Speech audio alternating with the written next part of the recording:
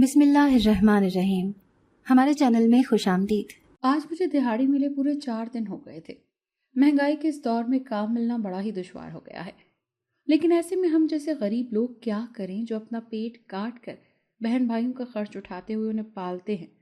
میرا نام نبیل ہے، عمر کے 22ویں سال میں لگا ہوا ہوں۔ ایک طرح سے سارے گھر کا بوجھ میرے نازک کاندھوں پر اس وقت سے ہے جب سے ابا اس دنیا سے رخصت ہو کر اگلے جہان سدھار گئے تھے۔ 3 بہنوں کا اکلوتا بھائی ماں کا واحد چشم و چراغ ہونے کے باوجود بھی کوئی ناز نہیں اٹھوا سکا، کیونکہ ناز و نوم تو وہاں ہوتے ہیں جہاں ماں باپ دونوں موجود ہوں اور باپ کی روزی روٹی کا سلسلہ بھی موجود ہو۔ لیکن یہاں تو حالات ہی اس قدر مختلف ہیں کہ جیسے آبائی گاؤں جلال پور میں جو تھوڑی بہت زمین ہے اس پہ تایا جی نے عرصہ دراز سے اس انداز میں قبضہ کیا ہوا ہے کہ ہم چاہ کر بھی اسے حاصل نہیں کر سکتے، کیونکہ اتنی زمین کی ملکیت نہیں جتنا وکیلوں کی جیبوں کو گرم کرنے کے لیے رقم چاہیے ہوتی ہے۔ اسی لیے اپنی طاقتور اور دولت مند تایا سے لڑنے کی مجھ میں نہ تو سکت ہے اور نہ ہی اتنا حوصلہ، اس لیے میں نے اس جائیداد کو تقریباً بھلا ہی دیا ہے۔ پھر ابا جی بھی شہر آنے سے پہلے ایک کسان ہی تھے، اپنی اس تھوڑی سی اراضی پر شدید محنت کرتے تھے، بڑی اچھی گزر بسر ہو رہی تھی، لیکن تایا تائی کو یہ بھی برداشت نہیں تھا۔ اسی لیے وہ ہمیشہ یہی سوچتے رہتے تھے کہ کس طرح سے ہماری تھوڑی سی زمین بھی انہی کو مل جائے، اور ان کی یہ دعائیں پوری ہو گئیں۔ ایک دن ڈیرے پر ہونے والی معمولی سی لڑائی ایک بڑے جھگڑے میں تبدیل ہو گئی۔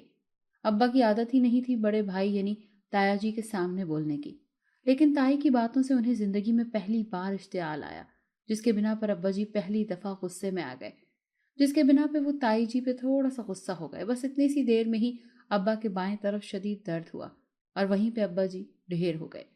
ہمیں جب پتہ چلا بہت دیر ہو چکی تھی، ہسپتال لے جانے کی نوبت ہی نہ آئی اور پیارے ابا جی اس دنیا سے ہمیشہ کے لیے چلے گئے۔ کچھ عرصہ تو ہم لوگ گاؤں میں ہی رہے۔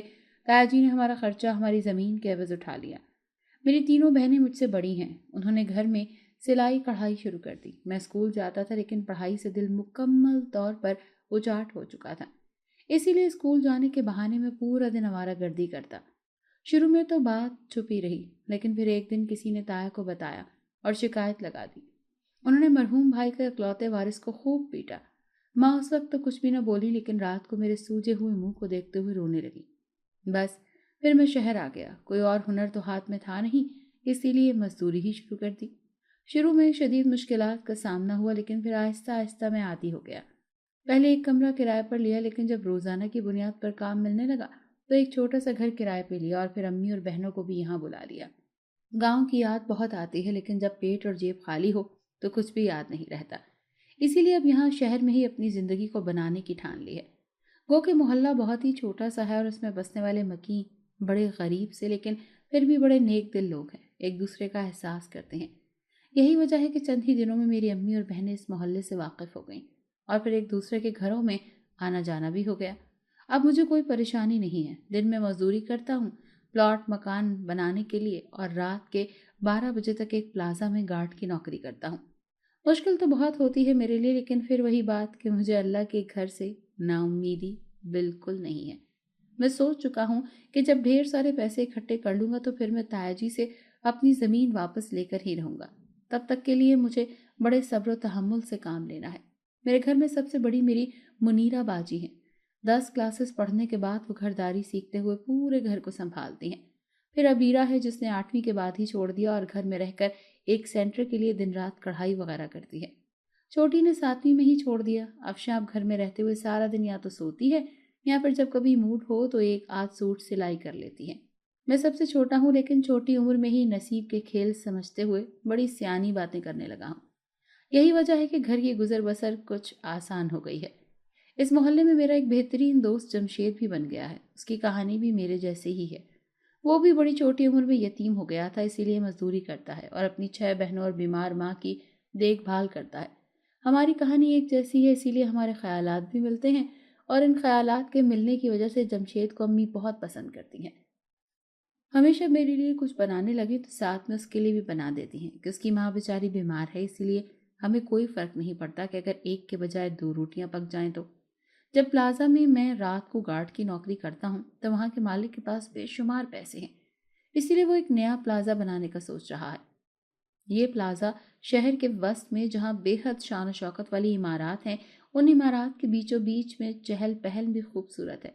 وہیں پہ ہی مالک نے نیا پلازا بنانے کا سوچا ہے۔ اس پلازا میں بڑی گھاس پھوس اور مٹی، بجری، کنکر، پتھر اور بوٹیاں آ گئی ہیں، جس کو صاف کرنے کے لیے مالک نے کئی مزدوروں سے بات کی، لیکن کام چونکہ بڑا مشکل تھا اسی لیے کسی نے بھی حامی نہ بھری، کیونکہ یہ پلاٹ ایک بیوہ عورت سے مالک نے اونے پونے خرید لیا۔ یہی وجہ تھی کہ سب یہ سوچ رہے تھے کہ بیوہ کے ساتھ سیٹھ عباد نے ظلم کیا ہے، اسی لیے جو کوئی بھی اس پلاٹ میں کام کرے گا تو اس پر اللہ کی پکڑ ہوگی۔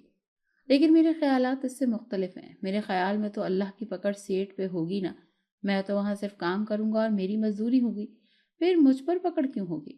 جمشید نے بھی مجھے بہت سمجھایا، لیکن مجھے پیسوں کی بڑی اشد ضرورت تھی اور سیٹھ اس کام کے دگنے پیسے دینے کو تیار تھا، اسی لیے میں نے اس کام کی حامی بھر لی۔ پھر کام تھا بھی مستقل، کئی مہینوں تک ملتے رہنا تھا۔ بے روزگاری کے چانسز بھی بہت کم تھے، کیونکہ جب سے کرونا آیا تھا مزدوری ملتی ہی نہیں تھی، لوگ بیچارے مکمل طور پر بیکار پھر رہے تھے۔ اسی لیے میں نے سوچ لیا تھا کہ جو کچھ بھی ہوگا میں یہ کام لازمی کروں گا۔ ابھی کام شروع ہوئے 2 دن باقی تھے اس میں کہ ایک اتوار کی شام جب ہم دونوں دوستوں کو اپنی اپنی نوکریوں سے چھٹی تھی، ہم دونوں نے نہر کے کنارے جانے کا فیصلہ کیا۔ موسم میں ابھی اس حد تک کی ٹھنڈک نہیں آئی تھی، اسی لیے اپنے گھروں میں بتا کر ہم دونوں ہی جمشید کی ٹوٹی پھوٹی سی موٹر بائک پر نہر کی طرف بڑھ گئے۔ نہر ہمارے محلے سے کچھ 4 کلومیٹر کے فاصلے پر تھی، اسی لیے ہم دونوں اپنی ہی لے میں جا رہے تھے۔ خوش خوش غریب آدمی کی بھی کیا زندگی ہوتی ہے، تھوڑی سی کھلی فضا بھی اس کے اندر سکون سا بھر دیتی ہے۔ ہم دونوں گیت گاتے، گنگناتے، اچھلتے کودتے جا رہے تھے، اپنی ہی لے میں کہ نہ جانے کیوں مجھے بار بار ایسے لگ رہا تھا جیسے کوئی ہمارے پیچھے ہے، مسلسل وہ ہمارے پیچھے آ رہا ہے، لیکن نہ تو پیچھے مڑ کر دیکھنے کی ہمت تھی اور نہ ہی طاقت۔ وقت کا بھی یہی تقاضا تھا، مسلسل سفر ہو رہا تھا اور اس سے منزل قریب ترین ہو رہی تھی، لیکن یہ میرا وہم ہرگز نہ رہا۔ کاش میں نے پیچھے مڑ کر ایک دفعہ دیکھ لیا ہوتا یا اس وقت جمشید کو ہی سب کچھ بتا دیا ہوتا تو یوں مستقبل میں میرے حالات میرے قابو میں ہوتے۔ لیکن وہ کہتے ہیں نا کہ اب پچھتائے کیا ہوت جب چڑیاں چگ گئیں کھیت، بس کچھ میرے ساتھ بھی یہی معاملہ پیش آیا۔ نہر سے کچھ فاصلے پر ٹھنڈی ہوا کے جھونکے ہمارا استقبال کر رہے تھے۔ جمشید نے سپیڈ مزید تیز کر دی۔ یار نبیل، محسوس کر اس آزادی کو، دیکھ ذرا کس قدر خوبصورت ہے یہ زندگی، چھوڑ دے ساری پریشانیوں کو، بس یہ سوچ کہ زندگی اصل میں کتنی دل فریب ہے۔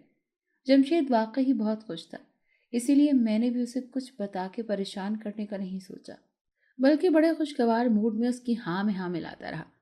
پھر نہر کے کنارے جا کر بائک روکی، اس نے ایک شاپر بھی بائک سے اتارا اور اسے اتارتے ہی میرے سامنے رکھ دیا۔ اس میں کچھ بسکٹس وغیرہ تھے، کچھ مونگ پھلی، تھوڑے سے پاپڑ اور کچھ ایسی ہی کھانے والی چیزیں۔ میں اس کی محبت سے ہی خوش ہو گیا۔ ہم نے ایک طرح سے نہر کے کنارے بیٹھ کر چھوٹی سی پکنک سی منائی۔ نہر کی دوسری طرف کے کنارے پر کہیں کہیں کوئی ہنس مکھ سا جوڑا ہمیں خوش گپیاں کرتا ہوا نظر آتا، جو ایک دوسرے کی باہوں میں باہیں ڈال کر زندگی بھر کے لیے ایک دوسرے کے ساتھ جینے کی قسمیں کھاتے ہوئے اسے تا حیات نبھانے کے وعدے کرتے ہوئے نظر آ رہے تھے۔ ہم نے اپنے ماضی سے حال تک کو یاد کیا، نہر کے کنارے پیدل ہی چلتے رہے۔ کافی دور تک چلتے چلتے ایک دم سے جمشید کو خیال آیا کہ بائک کو لاک نہیں کیا۔ اس کے پیروں تلے سے زمین نکل گئی۔ پھر وہ مجھے کچھ بھی بتائے بنا ہی بے تحاشا پیچھے کی طرف بھاگنے لگا، کیونکہ ہم لوگ کافی آگے تک نکل آئے تھے۔ میں بھی اس کے پیچھے بھاگا۔ جب ہم دونوں اس جگہ پر پہنچے جہاں بائک کھڑی تھی تو یہ دیکھتے ہی ہمارے پیروں تلے سے زمین ہی نکل گئی کہ بائک اب اس جگہ پر نہیں تھی۔ اب تو میں بھی بہت ہی گھبرا رہا تھا کہ یا خدا یہ کیا ہو گیا، لیکن بائک کو اب ڈھونڈنا تو تھا ہی، اپنے حواسوں کو قائم رکھتے ہوئے۔ اسی لیے ہم دونوں نے ایک دوسرے کو تسلی دی کہ ابھی مل جاتی ہے، لیکن کوئی گیند یا رومال تو تھا نہیں کہ ابھی ڈھونڈتے تو مل جاتا۔ اسی لیے ہم لوگ اسی جگہ پر بار بار زمین میں اس طرح ڈھونڈ رہے تھے جیسے کوئی سوئی گر گئی ہو۔ ہمیں 1 گھنٹے کی خواری کے بعد بھی بائک نہیں ملی۔ جمشید تو رونے والا ہو گیا، خود میری اپنی حالت بھی کچھ ٹھیک نہیں تھی، اسی لیے میں بھی جمشید کے ساتھ ساتھ چلتا رہا۔ وہ مری ہوئی ٹانگوں سے آگے بڑھ رہا تھا کہ اچانک سے مجھے کچھ دور فاصلے پر ایک چمکتا ہوا کچھ نظر آیا۔ میری خوشی سے چیخ ہی نکل گئی کہ وہ کہیں ہماری گمشدہ بائک تو نہیں، اور وہ واقعی ہماری بائک ہی تھی۔ ہم بھاگتے ہوئے بائک تک پہنچے۔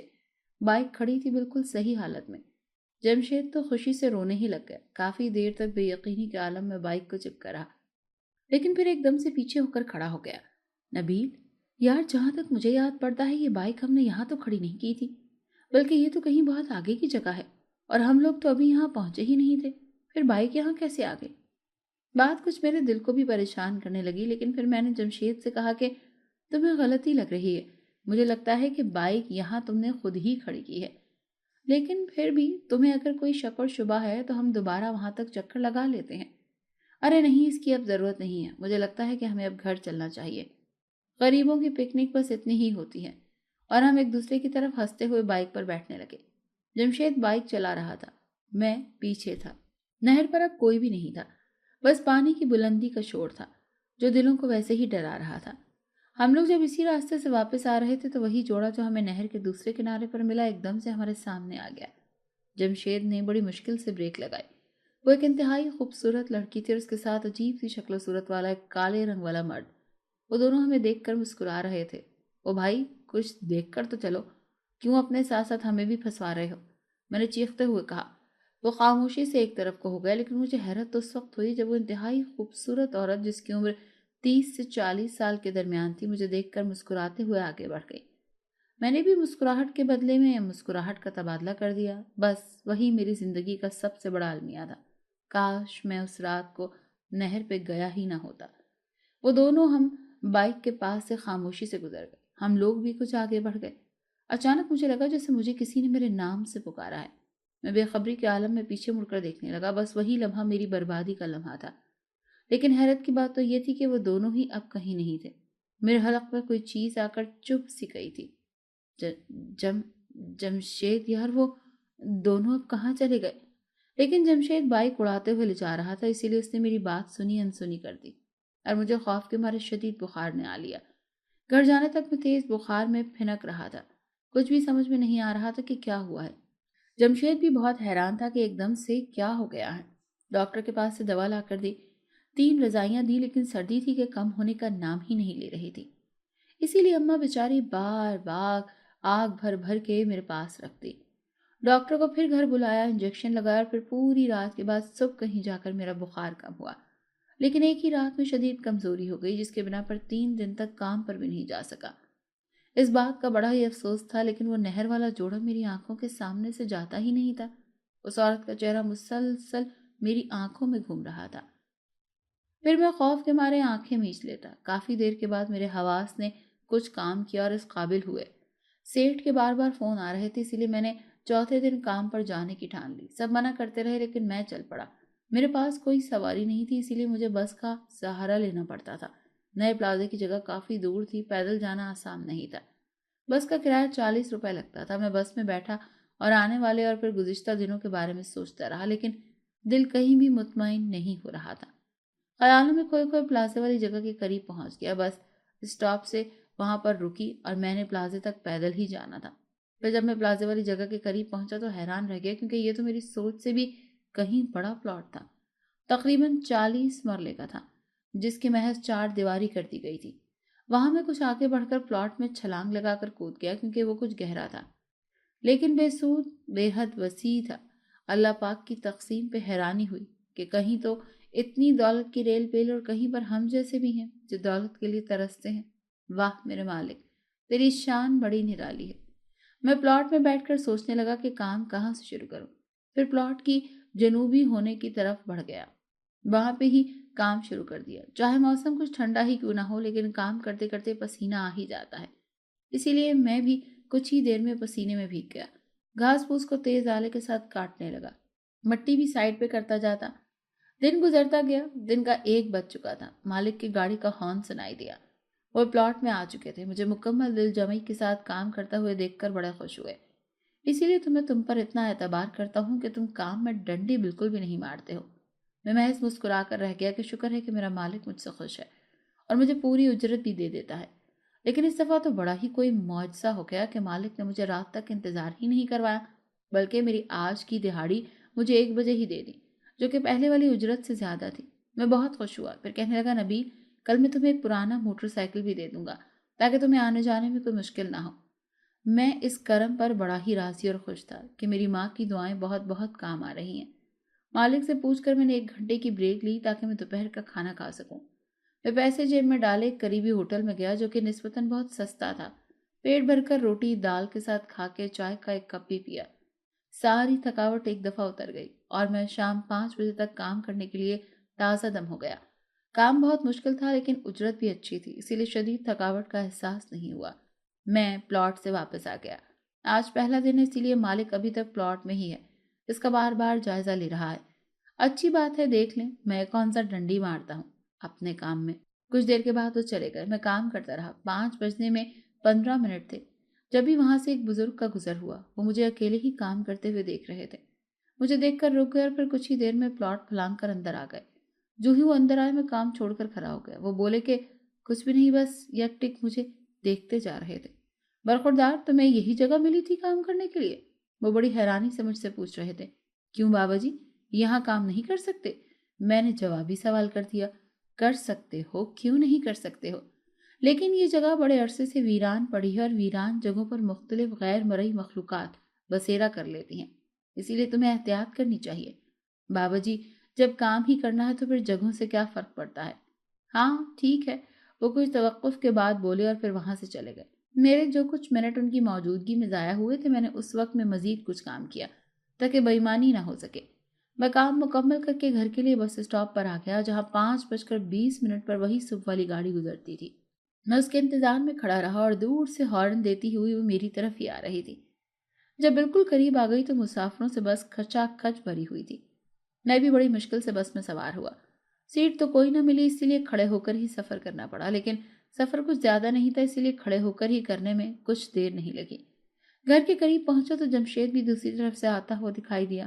وہ بھی کام سے واپس آ رہا تھا۔ سلام دعا کے بعد ہم اپنے اپنے گھروں کو لوٹ گئے۔ اب شدید تھکاوٹ کا احساس ہو رہا تھا۔ امی نے روٹی بنا کر دی، بہنیں چائے بنا کر لی آئیں۔ اماں کچھ پریشان نظر آ رہی تھی۔ میرے پوچھنے پر کہنے لگی کہ دل کہتا ہے کہ ایک دفعہ جلال پور کا چکر لگاؤں، لیکن نہ جانے کیوں پھر یہ سوچ رہی ہوں کہ تمہارے تایا غصے میں آ جائیں گے۔ امی جان، آپ بس کچھ دن انتظار کر لیں، مجھے کچھ پیسے جمع کرنے دیں، میں آپ قانونی طریقے سے اپنی زمین ہمیشہ کے لیے حاصل کر کے رہوں گا۔ لیکن ان باتوں کی نوبت ہی نہ آئی اور زندگی نے وہ کچھ کر دیا جس کی کوئی امید ہی نہیں تھی۔ میں بڑے شوق سے پلازے والی جگہ کی صفائی کرنے کے لیے جاتا رہا۔ اب سیٹ عباد کو کام تیزی سے ختم کروانا تھا، اسی لیے میرے علاوہ اور بھی کئی مزدور کام کے لیے آ گئے۔ روزانہ کی اجرت بڑی اچھی تھی۔ مجھے یہاں کام کرتے ہوئے 1 مہینہ ہونے والا تھا۔ سردی سے موسم اب بہار کی طرف کا رخ بدل رہا تھا۔ سیٹ صاحب کے کہنے کے مطابق اس بہت بڑے پلاٹ میں کناروں کے ساتھ ساتھ پھول اور پودے لگانے کو کہا گیا۔ میں نے خود نرسریوں کا مشاہدہ کرتے ہوئے بہترین بیجوں کو منتخب کیا، پھر مٹی کو خوب نرم کرتے ہوئے وہاں بیج بونے شروع کر دیے۔ نہ جانے کیوں مجھے یہاں بیج بونے کی بڑی ہی خوشی ہو رہی تھی۔ بیج بونے کے بعد خوب پانی دیا، کھاد بھی ساتھ ہی ڈالی۔ امید واسق تھی کہ بڑے سرسبز پودے یہاں اگیں گے۔ میں شام کو کام سے واپس جا رہا تھا جب ہی جمشید سے ملاقات ہوئی۔ اب اس سے ملاقات بھی کم ہوتی تھی۔ اس نے بھی 3 ملازمتیں شروع کر دی تھی۔ اس نے اپنی 3 بہنوں کی شادیاں بھی نہایت سادگی سے کر دی تھی۔ اب اس کے گھر کے حالات بھی کچھ بہتر ہو رہے تھے، لیکن میں محسوس کر رہا تھا کہ جمشید پہلے جیسا نہیں رہا۔ مجھے ایسے لگتا تھا کہ اس میں پہلے جیسی گرم جوشی نہیں رہی۔ شاید زندگی کی دوڑ دھوپ میں وہ بہت کچھ برداشت کرتے کرتے اب تھک گیا تھا، یا کوئی اور وجہ تھی۔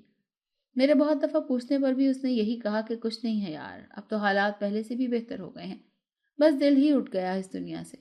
میں بھی بہت تھکا ہوا تھا، اسی لیے میں بھی خاموشی سے گھر کی جانب چل دیا، لیکن جمشید کا اترا ہوا چہرہ بار بار میری آنکھوں کے سامنے گھومتا تھا۔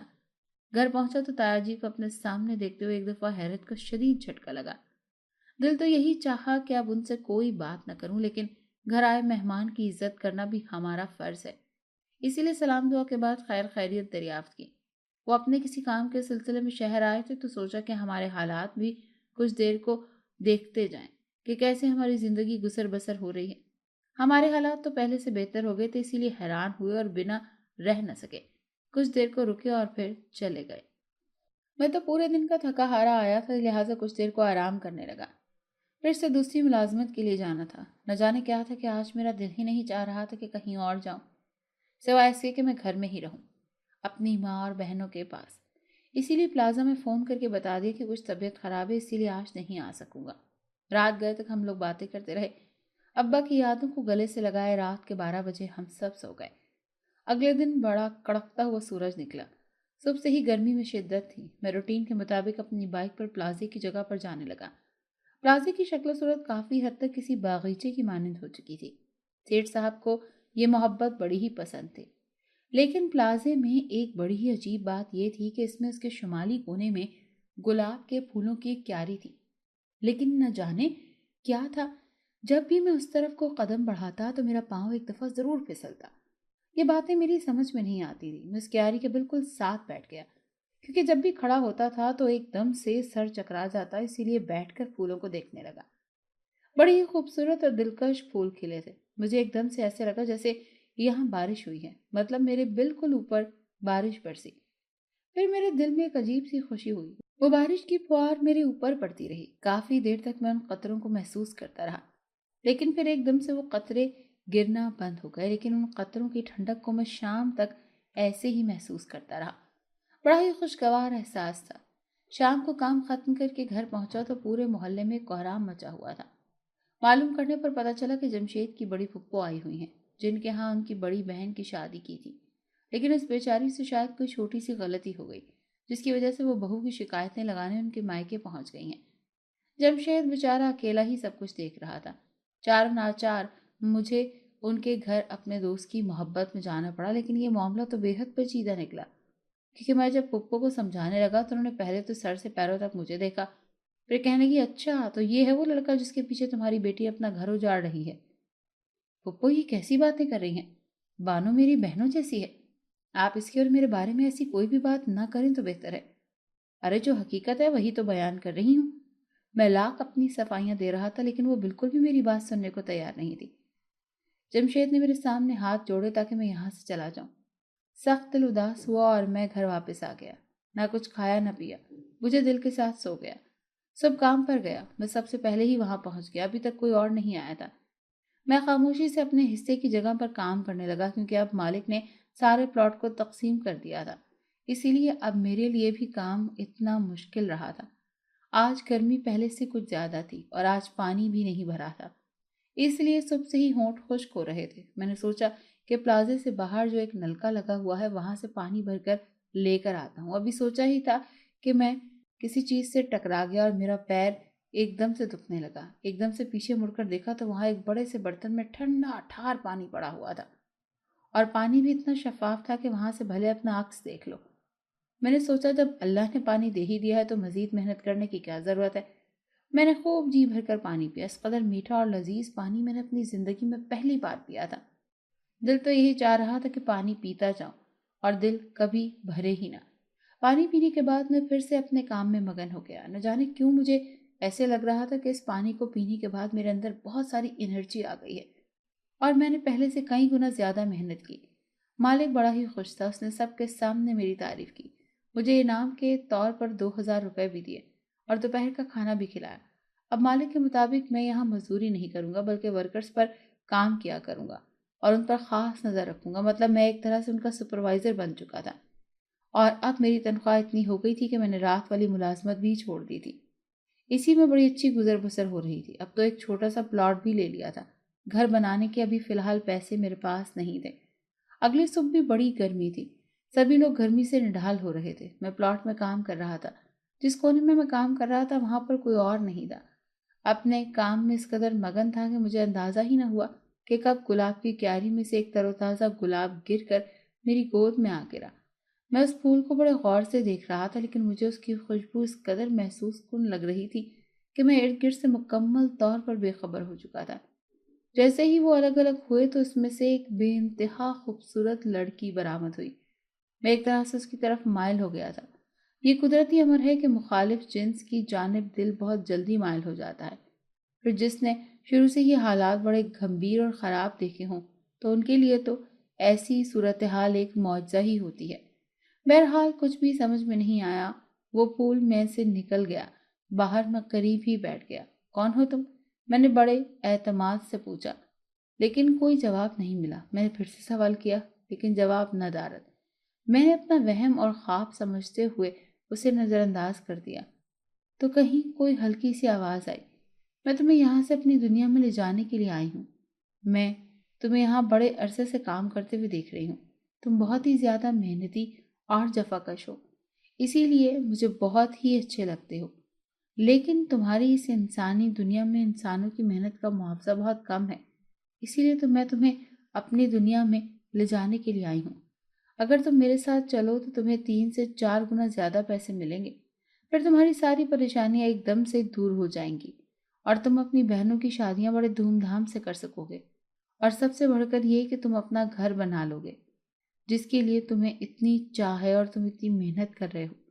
میں نے اس کے منہ سے اپنے تمام تر مسائل اور پھر ان کا حل بتاتے ہوئے بے حد شکریہ ادا کیا، اس لیے میں اس کے ساتھ جانے پر بڑی خوشی سے راضی ہو گیا۔ ٹھیک ہے، ہم آج رات کو ہی یہاں سے نکل جائیں گے، کیونکہ جب تمہارے ملک میں دن ہوتا ہے تو میرے ملک میں رات ہوتی ہے، اور جب یہاں رات ہوتی ہے تو وہاں دن ہوا ہے۔ ابھی رات کو میں بات کروں گی کیونکہ وہاں اس وقت دن ہوگا۔ یوں ہماری بڑی گہری دوستی ہو گئی۔ وہ اپنی دنیا سے میرے لیے نت نئے کھانے لانے شروع کر دیے، مشروبات، پھل، مٹھائیاں جن کے بارے میں نے کبھی سوچا ہی نہیں تھا۔ میں وہ کھاتا اور اللہ کا شکر ادا کرتا کہ اس نے میری غیبی مدد کی ہے۔ پھر اپنی ملاقاتیں بڑھنے لگیں۔ ایک دفعہ وہ ایک دن کے لیے نہیں آئی، میری بے چینی منہ زور ہو گئی۔ میں رو رو کر اس کا انتظار کرنے لگا۔ پھر وہ اگلے دن آئی اور کہنے لگی وہ کسی شادی میں گئی ہوئی تھی۔ خیر، میں اس کی باتیں مان گیا۔ یوں وہ میرے ساتھ میرے حصے کے کام میں مدد کرنے لگی۔ کچھ دنوں کے لیے میں کام پر نہیں گیا، وہ شدید پریشان ہو گئی۔ پھر جب میں واپس کام پر گیا تو وہ مجھ سے خفا ہو گئی، لیکن میں نے اسے بتایا کہ میری والدہ بیمار ہو گئی تھی، اسی لیے نہیں آ سکا، لیکن آئندہ کبھی بھی تمہیں شکایت کا موقع نہیں دوں گا۔ یوں ہماری دوستی محبت میں تبدیل ہو گئی۔ وہ بضد تھی کہ مجھے اپنی دنیا میں لے جائے۔ میں اس کی ایک دن بات مان گیا اور اس کی محبت میں یہ اپنی اتنی پیاری جنت جیسی دنیا چھوڑنے پر مجبور ہو گیا۔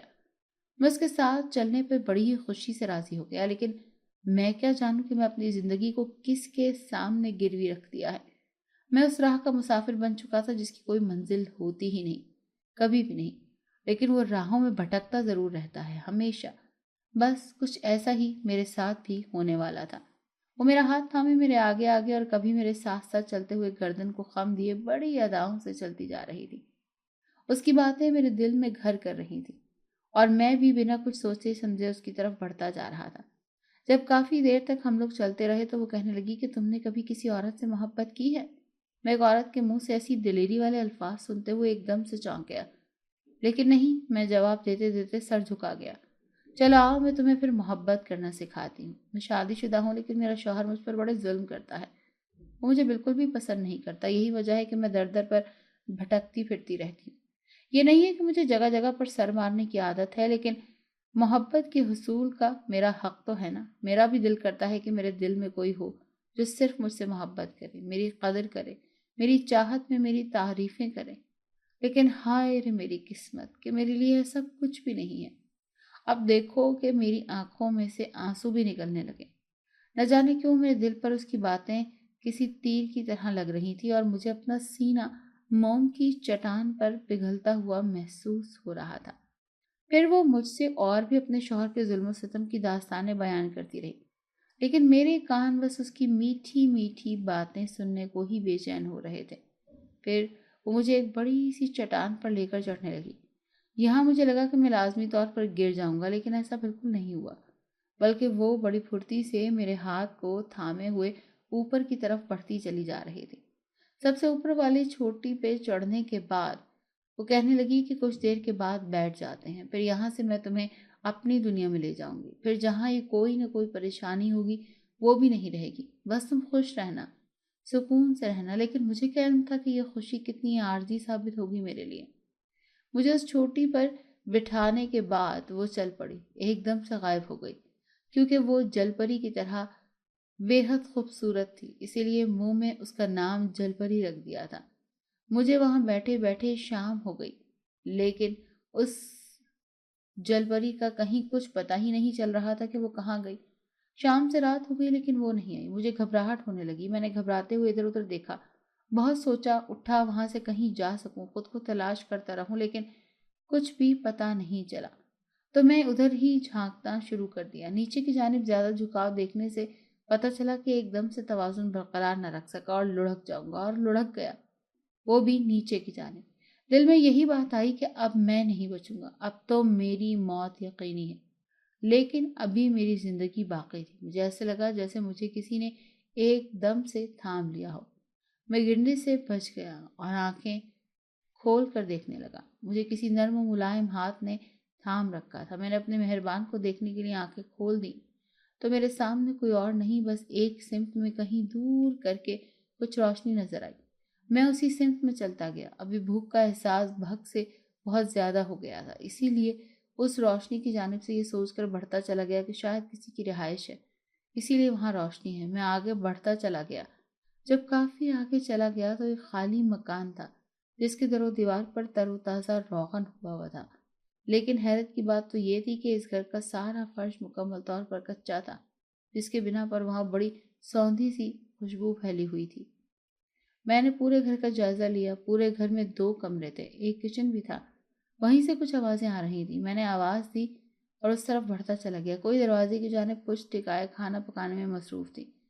اس کی سیاہ لمبے اور گھنے بال اس کی پشت پر پھیلے ہوئے تھے۔ میں ڈرتے ڈرتے آگے بڑھا۔ میرے قدموں کی آہٹ سے بھی اس نے پیچھے مڑنے کی زحمت گوارا نہیں کی۔ میں ہی مزید آگے بڑھا اور پھر ایک دم سے چونک کر پیچھے مڑ گیا، کیونکہ وہ میری طرف نہ منہ کر چکی تھی۔ وہ کوئی اور نہیں بلکہ وہی چل پڑی تھی۔ چاہیے تو یہ تھا کہ میں کچھ دیر اس سے شدید ناراض ہوتا، لیکن وہ محبت ہی کیا جس میں کوئی ناراضگی ہو جائے۔ تو کیا مجھے اس سے محبت ہو گئی تھی؟ ارے یہ سب کب ہوا؟ چل پری، میں نے اسے اس کے نام سے پکارا جو میں نے اسے دیا رکھا تھا۔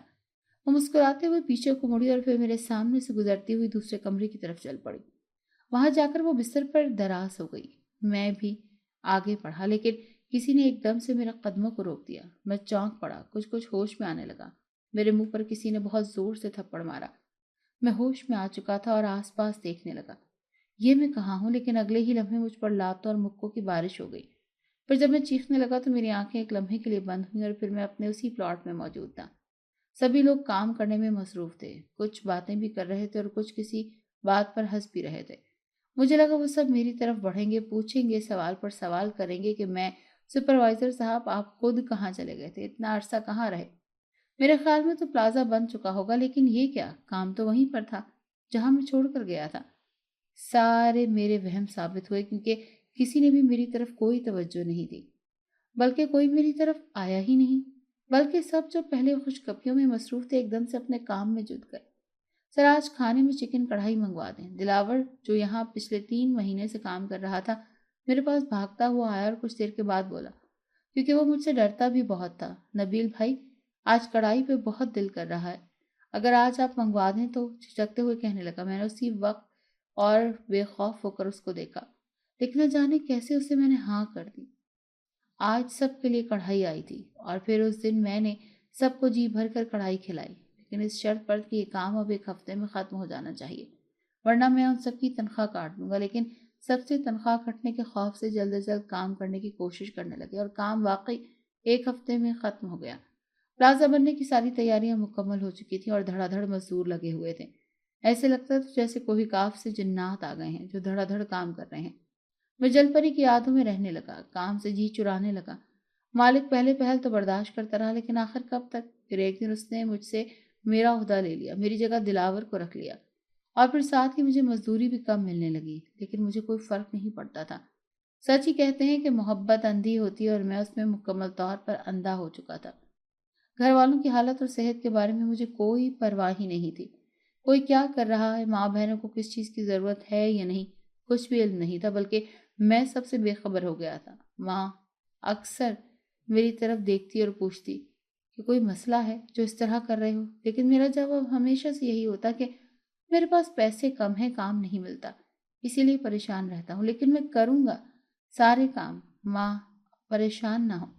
ساتھ ہی میں نے ان کو تسلی بھی دیتا رہتا، لیکن ماں تو آخر ماں ہوتی ہے نا، وہ بالکل بھی مطمئن نہیں ہو سکتی میری باتوں سے۔ لیکن ایک دفعہ چھپ کر کہیں کہ میں نے کسی روز خود ہی بتا دوں گا۔ جمشید کی 5ویں بہن کی شادی طے پا گئی۔ اس نے خصوصی طور پر بہت سارے کام میرے ذمے بھی لگائے تھے کہ میں انہیں سر انجام دوں۔ کافی سارے پیسے اس نے میرے پاس رکھوا دیے کہ شادی کے دنوں میں ان پیسوں کی ضرورت پڑ سکتی ہے۔ ایک اتوار کو جمشید کہنے لگا وہ پیسے لے کر مارکیٹ پہنچو، کچھ بہت ضروری سامان خریدنا ہے، لیکن میرے پاس پیسے نہیں تھے اور مجھے یہ بھی علم نہیں تھا کہ وہ پیسے کہاں چلے گئے۔ میں خالی جیب بھی مارکیٹ پہنچ گیا۔ جب وہاں پر چیزیں خریدنے کے بعد پیمنٹ کی باری آئی تو جمشید کے مطالبے پر میں نے پیسے مانگے۔ وہ سر جھکا کر کھڑا ہو گیا کیونکہ پیسے میرے پاس نہیں تھے۔ وہ بیچارہ شرمندگی سے مارے ادھر ادھر نہیں دیکھ رہا تھا۔ اس کی بہن کا سامان واپس دکاندار کو کرنے کا وقت آ گیا۔ اب دکاندار سامان واپس نہیں لے رہا تھا، لیکن بڑی ہی منت سماجت کے بعد سامان اس نے واپس لے لیا۔ ہم لوگ واپس آ گئے۔ جمشید نے مجھ سے کوئی بات نہیں کی، بس ادھر ادھر دیکھ کر میری جانب دیکھتے ہوئے کہنے لگا کہ تم نے بہترین دوستی کا حق آج ادا کر دیا، لیکن میری سمجھ میں ہی نہیں آ رہا تھا کہ کیا ہوا۔ جب کافی دیر گزر گئی تو جمشید چپ چاپ دوسری طرف کو نکل گیا اور میں قبرستان کے ایک کونے میں بیٹھ کر جل پری کو یاد کرنے لگا، جس کو گئے ہوئے بہت سارے دن ہو گئے تھے۔ دوپہر سے شام ہو گئی اور جل پری نہ آئی۔ میں تو بہت ہی مایوس ہو کر وہاں سے آنے لگا تو ایک دم سے وہ میرے سامنے آ گئی۔ میں تو خوشی سے نہال ہو گیا کہ تم کہاں چلی جاتی ہو، مجھے ایک دم سے کیسے چھوڑ دیتی ہو۔ میں ایک دم سے رونے لگا، لیکن وہ خاموشی سے میرے سامنے کھڑی رہی۔ ایک دم سے اس کی شکل بدلنے لگی، وہ بے انتہا خوفناک جن زادی میں تبدیل ہو گئی، اور میں جس جگہ کھڑا تھا اسی جگہ میرے ارد گرد لوہے کا ایک مضبوط سا پنجرا بن گیا، جس میں قید ہو کر رہ گیا۔ جیسے ہی وہ پنجرا میرے ارد گرد جکڑا گیا، میری سارے ہوش ٹھکانے آ گئے۔ مجھے ماضی کی ایک ایک بات یاد آ گئی۔ نکالو مجھے یہاں سے، نکالو۔ لیکن وہ سامنے کھڑی ہو کر ہنس رہی تھی، کوئی بات بھی نہیں کر رہی تھی۔ پھر ایک دم سے میرے سر میں کوئی چیز لگی اور میں بے ہوش ہو گیا۔